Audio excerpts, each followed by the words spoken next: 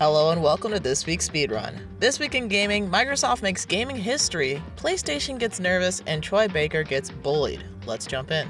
So the first headliner for this week, Take-Two Interactive makes a big acquisition by acquiring developer Zynga at $12.7 billion, making it the most expensive acquisition in gaming history to date.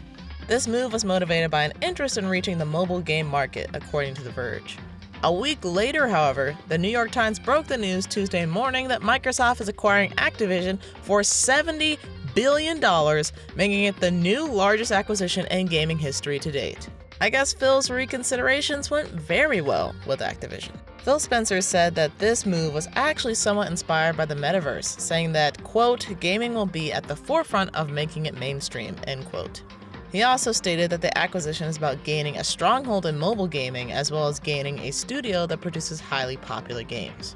Spencer has stated on multiple occasions that Xbox is mainly trying to compete with PC, so I wonder if those values are starting to change. It could also be in support of xCloud, but only time will tell. So what does this mean for Activision's CEO Bobby Kotick? According to the New York Times, Bobby will stay as the CEO for approximately 1 year until the deal is closed. All of this in the midst of an employee protest by the Raven software workers, who are in charge of checking for bugs and glitches in Call of Duty Warzone, which is full of them at the moment. The protest has since ended with the QA testers voting to unionize. Speaking of Call of Duty, many people were starting to panic on Twitter with fears that Call of Duty would be an Xbox exclusive. Phil Spencer was quick to calm these people down by tweeting out that Xbox will continue to honor its existing agreements to bring Call of Duty to all platforms. However, those agreements will only last for 3 more years. But honestly, why wouldn't they keep them on all platforms? That would just be a lot of money to be missing out on. And I'm sure that news probably helped calm Sony down after a stock drop of $20 billion. And of course, when you're dealing with a lot of money, the government has to get involved. GamesRant reported that the US government was already in the process of examining the antitrust merger laws, but best believe they will be looking at this deal very closely now. So while Phil Spencer is endorsing the metaverse, PlayStation inventor Ken Kutaragi is disowning it along with VR, which isn't great timing considering the recent PSVR 2 announcement. Kutaragi-san said, quote, "You would rather be a polished avatar instead of your real self? That's essentially no different from anonymous message board sites," end quote, effectively roasting the VR community.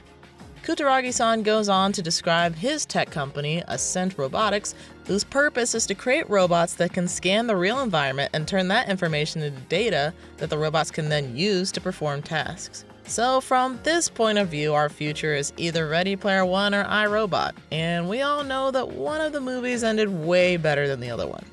On to some pressing news for Dark Souls 3 PC players. @Skeleman on Twitter delivered this news earlier this week that hackers are exploiting the online mode of Dark Souls 3, leaving malware on computers that can damage and even brick your computer. The official Dark Souls Twitter page tweeted out that PvP servers for Dark Souls 3, Dark Souls 2, and Dark Souls Remastered have been temporarily deactivated, with servers from Dark Souls PTDE joining them shortly.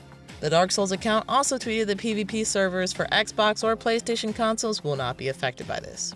Whether you're for the metaverse or against it, most gamers have at least one thing we agree on: our hatred for NFTs. And unfortunately for Troy Baker, he was on the receiving end of that hate this week. Troy Baker announced his partnership with VoiceVerse NFTs. From my understanding of VoiceVerse NFTs, it's kinda like a soundboard you can use for pretty much whatever you want to do on the web. If I'm wrong, please correct me. I have very little understanding of this. In any case, it was actually Troy Baker himself who for some reason tried to antagonize Twitter users by saying, quote, "You can hate, or you can create. What'll it be?" end quote.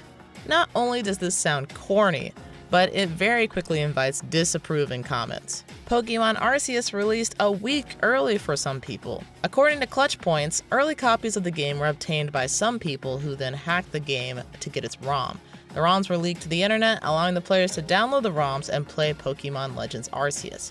Of course, now it doesn't really matter that the game is out, but I guess you can flex if you want.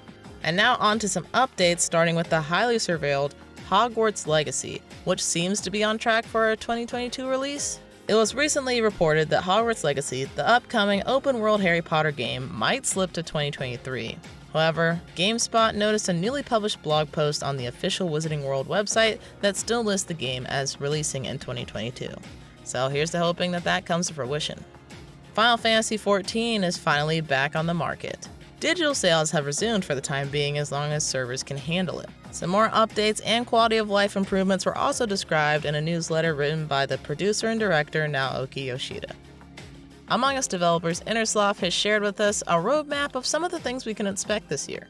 Their plan includes adding a friends list so that you can keep playing with some players, and a redesign of some of their cosmetics menus that have been a little bit confusing to navigate. Along with other quality of life updates, Among Us is also working with the Scream movie for their very first movie integration with free Ghostface cosmetics.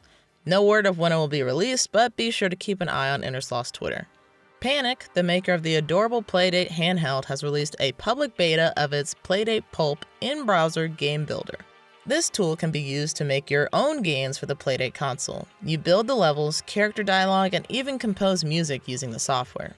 When you're ready, you can export your game as a .pdx file so that you can load it onto a Playdate handheld. No coding is necessary, but those who are up for the challenge can try using the Pulp script scripting language.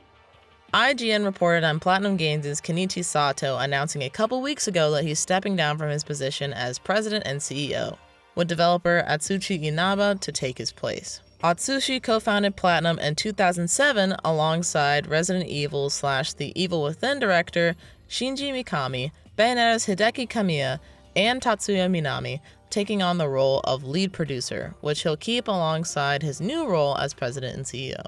Yakuza and Monkey Ball creator Toshihiro Nagoshi is also moving up in the world with the creation of his very own studio.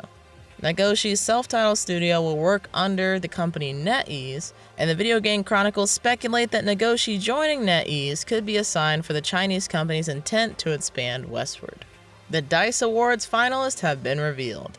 And although there isn't a ton of variation between the categories, we do have some very spicy matchups. So if you have a game from 2021 that didn't get any love and it was nominated, now is the time to scream your love from the rooftops.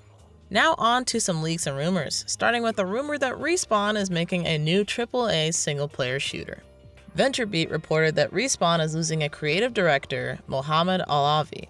He announced on social media that his final project will continue production alongside continuing development for Apex Legends and the sequel to Star Wars Jedi Fallen Order. The project is reported to be a single-player, first-person shooter adventure with AAA ambitions, and the design team is striving for mobility and style as its guiding principles. The guiding principles sound very Sunset Overdrive / Spider-Man-ish to me, so this could be a cool project to look forward to. And now for some likely positive Call of Duty news, depending on how you look at it. According to a report from Bloomberg, quote, high-level employees have discussed moving away from the annual release schedule as a part of Microsoft's acquisition of Activision Blizzard, end quote. This is honestly the best thing that Activision could do for the franchise, in my opinion, if they want to keep COD around for years to come. This will give developers the time they need to get creative again and to take their time and enjoy the project. And now one of my favorite pieces of news of the week, Telltale is coming back this year. The Telltale Games Twitter account tweeted out an image that heavily alludes to the idea that The Wolf Among Us 2 will be coming this year. If you missed my reaction to the initial teaser, then I'll just tell you that I am very excited to see Bigsby and all the Tales Grim making a comeback. And now on to the games coming soon, starting with Xbox. The new Game Pass games for this month are Death's Door, Hitman, Paparazzi, Windjammer, Rainbow Six Siege Deluxe Edition, along with Rainbow Six Extraction. I tried the game out for about an hour or so, but didn't find the experience too enjoyable. If you enjoyed the Extraction game mode in Siege, then you might be into this. Otherwise, I recommend you skip this one. But here's a game that you should keep your eye on. The Last Worker was featured on Xbox Wire, and it is a first-person narrative adventure that's, quote, centered around humanity's struggle in an increasingly automated world where people are progressively being replaced by robots, end quote. Sounds familiar.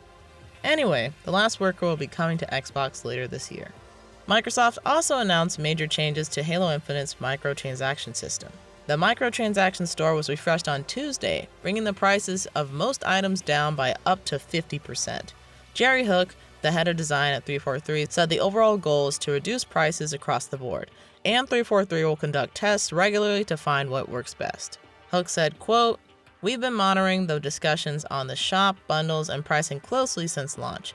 Using data and community feedback, we're going to begin to roll out changes to how we package and price items in Infinite." End quote.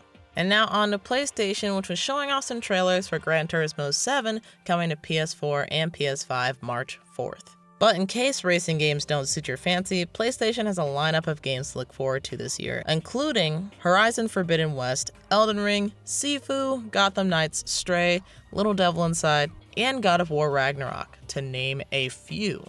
And if you have a great backlog curse like I do and haven't played God of War yet, at least you can now play God of War 2018 on PC since it's now launched on Steam. PlayStation also released the PlayStation Wrap-Up, so now I can have physical proof that I don't go outside. And on to Nintendo with some Banjo-Kazooie news. Banjo-Kazooie arrived on Nintendo Switch Online Plus with The Legend of Zelda Majora's Mask following behind it in February. Well, how was this week in gaming? What news did you hear that I missed, and what games have you been playing recently? I played a bit of Rainbow Six Extraction, finally beat a challenging boss in Yakuza 7, and I finally got my hands on Pokemon Legends Arceus literally hours ago. I can't say much about it yet, but the one thing that concerns me is the fact that you probably will have to catch every Pokemon to get a chance at Arceus. Luckily, the game's world is very alluring and there's fun people to talk to, so maybe it won't make the journey feel as long. Alright, well that's it for me. I'll see you all in the next week of gaming.